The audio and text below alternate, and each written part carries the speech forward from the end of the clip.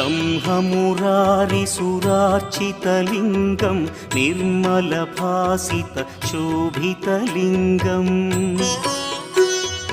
जन्मजदुःखविनाशकलिङ्गं तत्प्रणमामि सदा शिवलिङ्गम्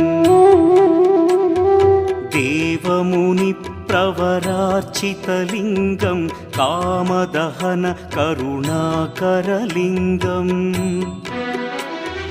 रावणदर्पविनाशकलिङ्गं तत्प्रणमामि सदा शिवलिङ्गम्